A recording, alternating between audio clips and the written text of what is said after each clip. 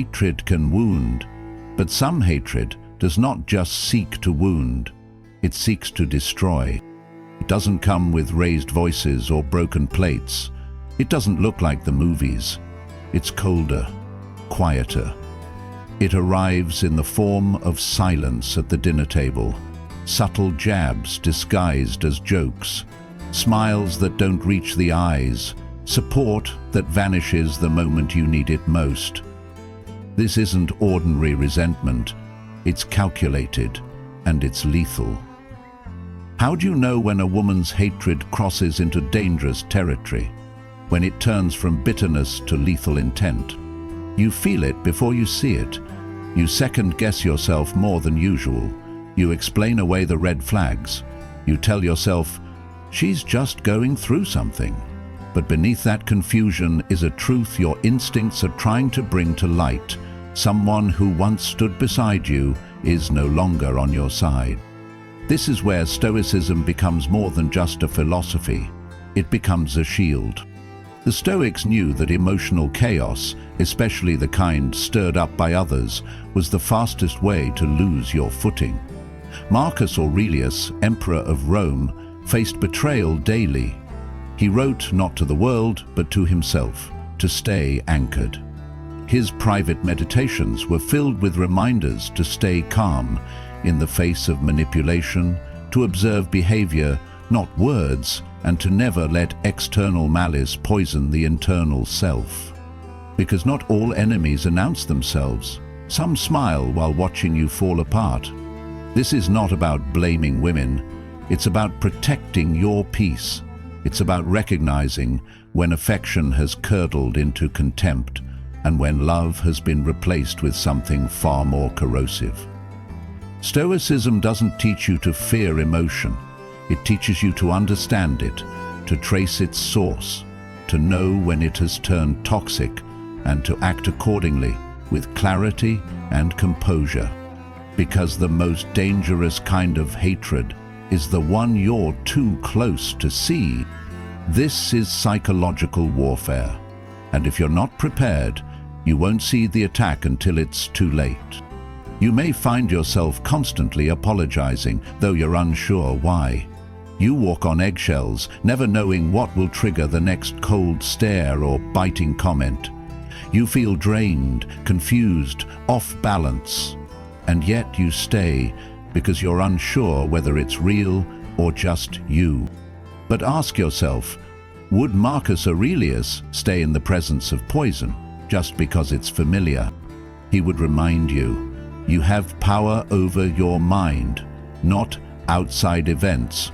Realize this, and you will find strength. Today, we're going to decode 5 terrifying red flags.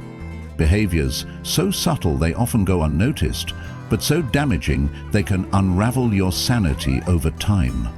These signs are not dramatic, they are strategic, and that makes them even more dangerous. This isn't about reacting with rage or revenge. It's about responding with reason.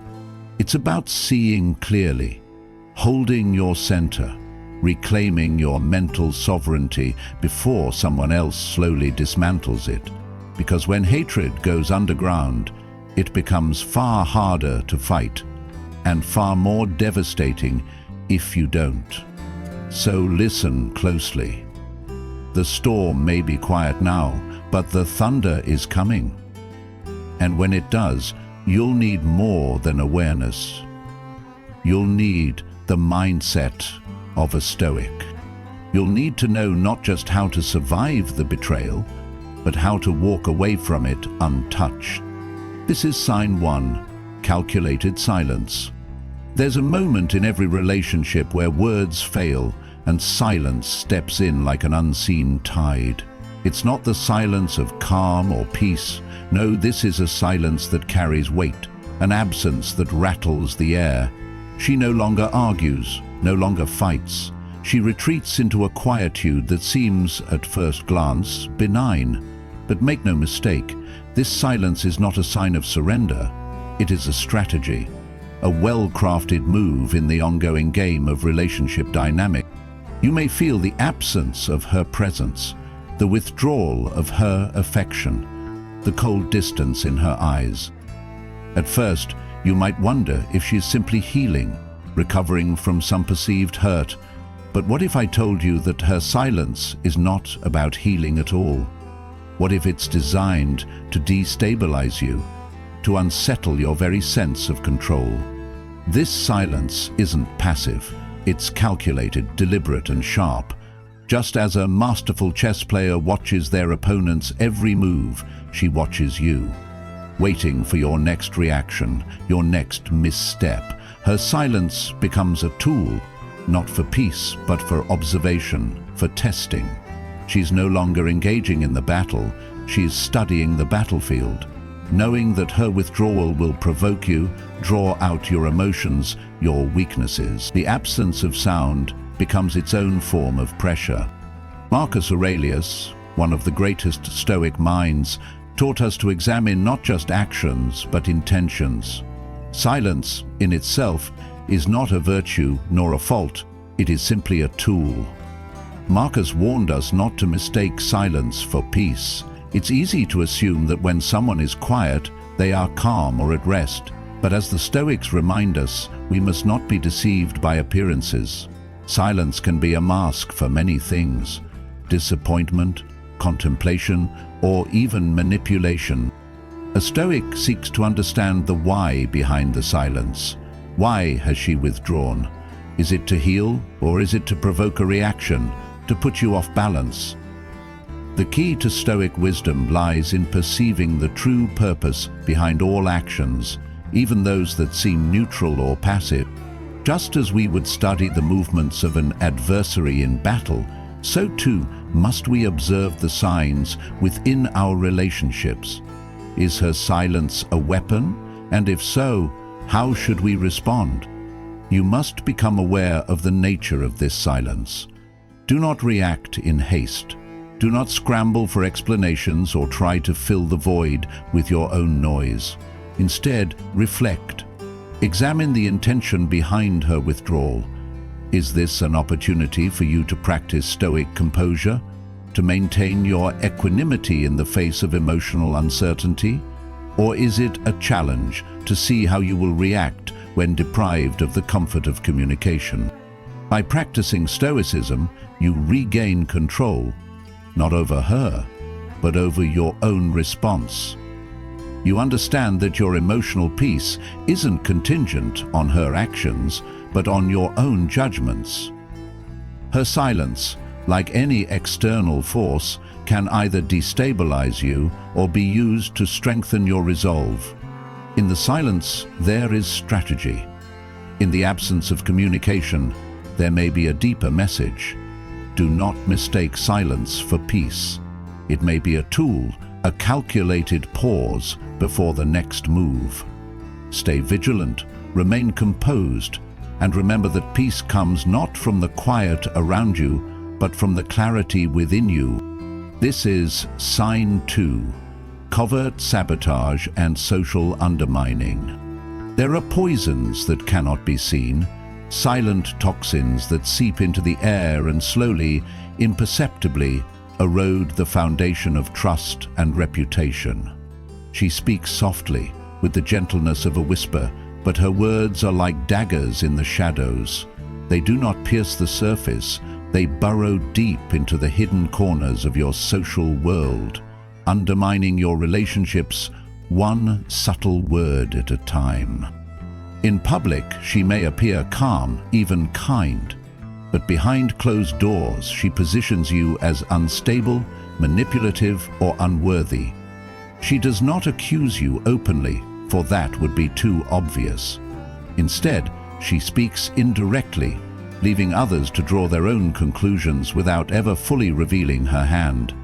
Her sabotage is covert, a slow burn that takes hold in the hearts of those who once held you in regard, and you feel it. People begin to turn against you, slowly, insidiously. It is as though the warmth of their support fades, leaving behind a cold indifference. You cannot pinpoint the moment it shifted, nor the exact cause, yet the suspicion lingers. Why are they acting differently? Why do their smiles no longer carry the same weight? Their words no longer offer comfort? This subtle, insidious manipulation is the poison she administers. It is not a violent act, but a quiet erosion of your standing in the eyes of others. You are made to feel as though you are the cause of the shift, the disturbance. Yet the truth lies elsewhere, hidden beneath layers of whispered words. Epictetus, the Stoic sage, reminded us that the opinions of others should never disturb our inner peace. Yet this only holds true if we understand the origin of those opinions. It is not the opinions themselves that matter, but where they come from. If those opinions are born out of malice or misunderstanding, they are not worth our distress. But without awareness, we risk being blindsided by the influence of others, manipulated without realizing it. The Stoic must not bury their head in the sand. While we are taught not to give power to external opinions, we must also be vigilant, recognizing when those opinions are the result of covert sabotage. The true art of Stoicism lies not in ignoring the social currents around us, but in understanding them. We must be aware, without sinking into paranoia, of the forces at play in our social world. The first step is awareness. Do not fall prey to the illusion that all is well simply because no one is overtly attacking you. Instead, observe the subtle shifts in behavior, the hushed tones in conversations, the way others begin to view you through a lens that is not entirely your own. These signs are the whispers of manipulation. Once you recognize this, you must act with clarity and composure. Respond with reason and understanding, never with emotional reaction or defensiveness. Acknowledge the situation with the wisdom of Epictetus, accepting that others' opinions of you are beyond your control. But, as a Stoic, you also possess the strength to stand firm in your own truth. Speak with honesty and integrity, but do not waste energy battling the shadows of other people's whispers. Most importantly, remember that your reputation is shaped by your own actions, not the distorted words of others. The Stoic must remain steadfast in their purpose, and those who truly know you will see through the webs of deceit. Her poison is invisible, but not indomitable. In the face of covert sabotage, the Stoic does not crumble. Instead, they stand with the clarity of mind that comes from understanding the origin of the opinions that surround them. Protect your inner peace, remain true to your values, and remember that no whisper, no matter how soft, can ever truly define who you are. The truth of your character will always rise above the murmur of falsehoods. This is Scene 3, Emotional Weaponization. You've shared your fears, your regrets, your deepest insecurities, thinking you were simply opening up, trusting her with the rawness of your humanity. What you didn't know, however, is that she wasn't receiving your vulnerability as an act of intimacy or empathy. No, she was quietly cataloging your weaknesses, storing them away like ammunition, ready to be used against you when the moment is right. Her memory is impeccable. The moments you thought were safe, the confessions you believed would remain between the two of you, are etched into her mind, not as a foundation for deeper connection, but as tools for manipulation. Each small revelation you made in confidence becomes a weapon in her arsenal. One day, when tensions rise, or when she feels the need to gain control, she will strike, using your own words and fears to break you down. The worst part is that it's never overt. It's never an outright attack. It's subtle, a quiet invocation of your deepest vulnerabilities. Reminders of your past mistakes, your regrets, your insecurities, offered up in the heat of an argument or at a moment when you're at your most exposed. And you will feel it. You will feel the sting of betrayal, the gut-wrenching realization that what you entrusted her with has now been twisted, turned, and used to hurt you. This is not intimacy, it is preparation. Her understanding of you is not rooted in love or compassion, but in strategy. She studies your emotional landscape with a sharp, calculating mind, not to bond with you, but to gain leverage. Your weaknesses are not signs of trust between you, they are potential points of attack. Seneca, the Stoic philosopher, warned against the dangers of overexposure. He understood that to share yourself with another is to expose your most vulnerable parts. But in doing so, you must exercise caution. The act of sharing yourself should never be done with those who seek control, who view your openness not as an opportunity for connection, but as a chance for manipulation. The Stoic mindset is clear. We must protect our vulnerabilities.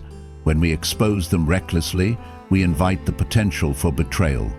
Seneca's wisdom tells us to share our innermost selves only with those who practice virtue, those who can be trusted, not to weaponize what we reveal. The Stoic recognizes that vulnerability is a strength, but only when it is shared with those who will honor it. To open up to the wrong person is to risk giving them the very keys to your emotional kingdom, keys that can later be used to lock you in a prison of your own fears. The first step in protecting yourself is awareness. Recognize when someone is asking for your vulnerabilities and understand the motive behind the request. Are they seeking to connect with you on a deeper level, or are they simply gathering intel for future use? A Stoic never exposes their weaknesses to those who may use them against them. If you've already shared too much, there is still time to take action. First, reassess the relationship. Does this person act in ways that foster trust and mutual respect, or have they shown signs of exploiting what you've shared? If you sense that your vulnerabilities are being weaponized, take a step back. Protect your inner world with the same vigilance you would protect your physical safety. Practice self-reliance, and remember that the only person who should have full access to your vulnerabilities is yourself. Keep your emotional strength intact by maintaining your boundaries and understanding where your vulnerabilities could be used against you. Her weaponization of your weaknesses may sting, but it does not define you. In the face of emotional manipulation, the Stoic remains grounded in their own inner peace. Guard your vulnerabilities wisely. Share them only with those who act with virtue, and never allow your weaknesses to become someone else's tool for control. The true strength lies not in the openness you offer, but in the wisdom to know when and where to expose your heart. Keep your ammunition locked away and guard your soul against those who would use it to harm you. It starts subtly, like a shadow in your peripheral vision, something you cannot quite place but feel nonetheless. You think perhaps it's just a difficult phase, a misunderstanding, or even a temporary imbalance. But as time passes, a realization begins to take root within you.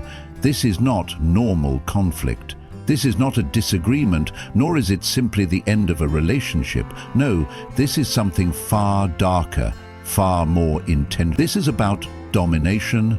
This is about destruction. And, most chillingly, this is about a detachment from any form of empathy.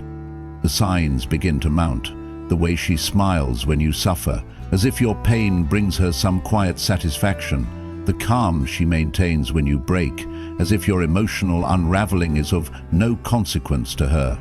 And, most disturbing of all, the subtle, almost imperceptible joy that flickers across her face when she sees you falter, when she knows she has pushed you to the brink. It is not anger, not frustration, not even disappointment. It is something more insidious, a quiet malevolence. This is not just a person in conflict with you. This is a person who relishes in your suffering, who views your emotional collapse as a victory, and who, in the midst of it all, remains unmoved, untouched by any sense of guilt or remorse.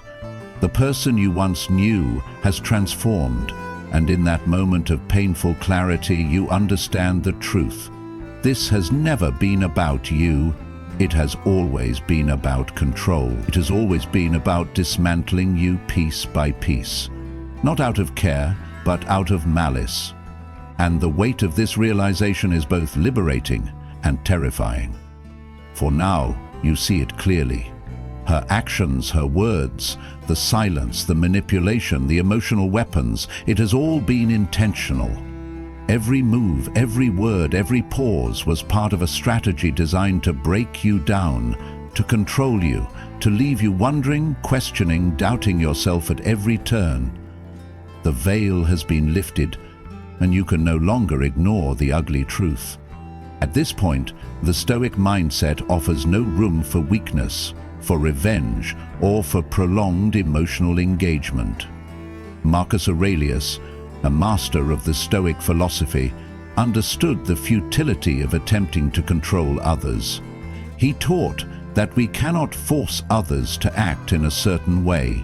We cannot change their intentions or mold them into someone they are not. But we do have power over one thing: our own mind, our own responses. You have power over your mind, not outside events. Realize this, and you will find strength, Marcus wrote. It is in this realization that the Stoic finds freedom. The truth is, you cannot change her. You cannot fix her. You cannot force her to see the harm she has caused or make her regret the suffering she has inflicted. You may never be able to change her ways.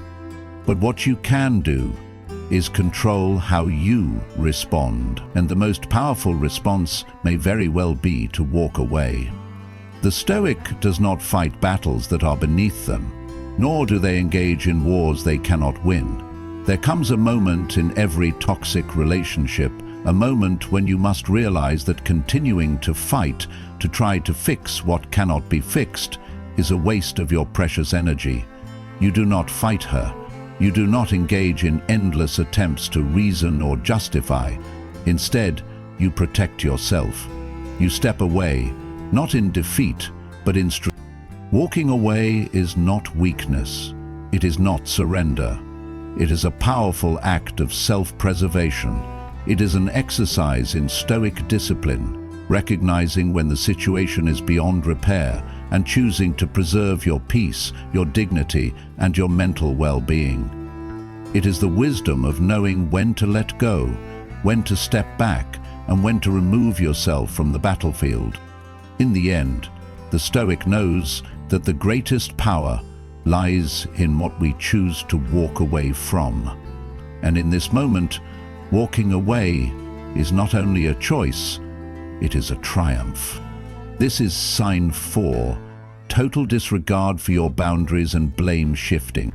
Each time you set a boundary, you think you are protecting yourself, establishing a line that defines where you end and where she begins.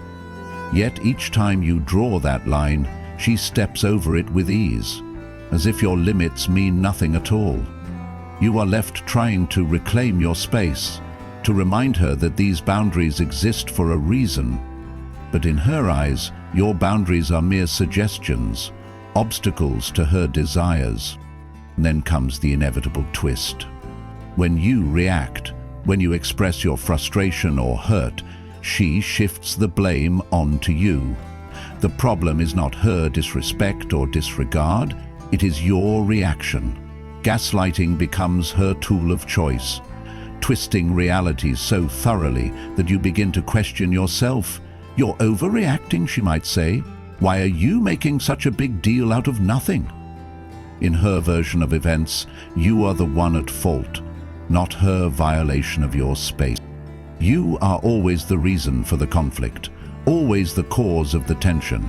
She, however, is always the exception, never the one to bear the weight of responsibility. She is the victim of your reactions, and you are the instigator of every issue. This perpetual cycle of blame shifting leaves you feeling confused, isolated, and increasingly unsure of where your own responsibility ends and hers begins. The Stoic understands responsibility in its truest form. Marcus Aurelius and other Stoic thinkers teach us to recognize where our responsibility begins and ends. We cannot control the actions of others, but we are responsible for how we respond. A Stoic recognizes that when someone refuses to take responsibility, communication becomes futile, dialogue, which is the foundation of understanding, dies. Without dialogue, without mutual recognition of each other's boundaries and accountability, there can only be damage. Epictetus emphasized the importance of self-control, stating that we must protect ourselves from the external forces that attempt to pull us into chaos. When someone continuously crosses our boundaries and refuses to take responsibility, the Stoic sees it not as a personal failure, but as a clear indication that this relationship cannot thrive on equal ground. No matter how much we may want harmony, there can be no peace where one party constantly refuses accountability. The Stoic response is simple but not easy. Recognize that you cannot change her behavior. She will not respect your boundaries until she chooses to, but you have control over how you allow her actions to affect you. When boundaries are repeatedly violated, it is time to stop engaging in cycles of blame and defensiveness. Protect your peace by firmly asserting your boundaries, but recognize when further dialogue becomes futile. When someone refuses to acknowledge their responsibility, dialogue becomes a dead end. You must be willing to walk away, not out of anger, but out of self-preservation.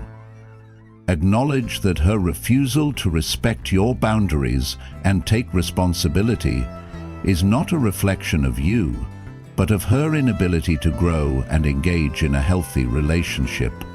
In the end, boundaries are not just lines we draw, they are shields we create for our own well-being.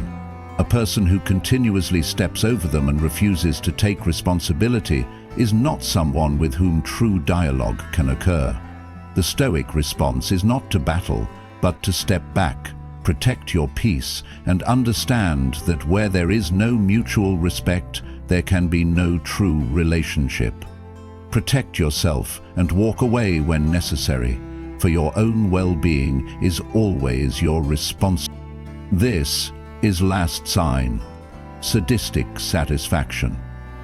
It is the most chilling of realizations, the subtle, almost imperceptible way she seems to derive joy from your suffering. You cry, she smiles. You fail, she relaxes. These are not moments of concern or empathy. They are the quiet signals of something far more sinister. She is not moved by your pain to help, to comfort, or to understand. Instead, she finds satisfaction in it. It is a satisfaction that is concealed behind a veil of indifference, but it is unmistakable once you see it. You can feel it in the air, the shift when you're at your most vulnerable. It's not a simple lack of support or a cold indifference. No, it's a deeper, darker response. In her eyes, your downfall is not something to be mourned, it is something to be savored. Her joy does not come from seeing you rise, but from watching you fall. This is not just a lack of empathy, this is sadistic satisfaction. And that is what makes this the most terrifying sign of all. It is one thing to be indifferent to someone suffering, but it is an entirely different thing to take pleasure in it. Seneca, the Stoic philosopher, described cruelty as the worst form of corruption. It is the soul's deepest degeneration, where one not only harms but enjoys the harm done. For the Stoic, cruelty is not merely an action to be avoided. It is a toxic presence to be steered clear of entirely. A Stoic seeks not only to avoid actions that harm others, but to avoid people who find joy in inflicting harm. To be around such individuals is to expose yourself to a constant erosion of your peace and dignity. The Stoic response to this is clear. Remove yourself from the presence of such cruelty. There is no negotiation, no attempt to change or fix the person who derives joy from your pain. Your well-being is too valuable to remain in the presence of those who would seek to destroy it for sport. To protect your peace, you must distance yourself from the sadistic, for no amount of reasoning will change their nature. Sadistic satisfaction is a form of corruption that cannot be tolerated. To the Stoic, the greatest act of self-preservation is not engaging with those who find delight in your destruction. Remove yourself, for your peace is worth more than any relationship that seeks to erode it. You do not owe anyone your destruction. No matter how deep the bond, no matter how many years or emotions have been invested, you are not obligated to surrender yourself to a life of silent warfare. You owe yourself peace, clarity, and a life free from the chaos of manipulation. These signs you've learned about today, these patterns of behavior, are not alarms meant to instill fear. They are signals, clear indicators, urging you to take back control of your life. The Stoic way is not to suffer in silence or stay in situations that deplete you. It is to recognize when enough is enough and to make the conscious choice to protect your inner peace. You are not a victim to circumstances or people. You have the power to reclaim your space, your energy, and your emotional well-being. Trust yourself and trust what you felt. That intuition is your guide. Marcus Aurelius wisely said, "Waste no more time arguing what a good man should be one." It is time to stop questioning what you should tolerate or why you should endure toxic behavior. It is time to live in alignment with your values and your peace.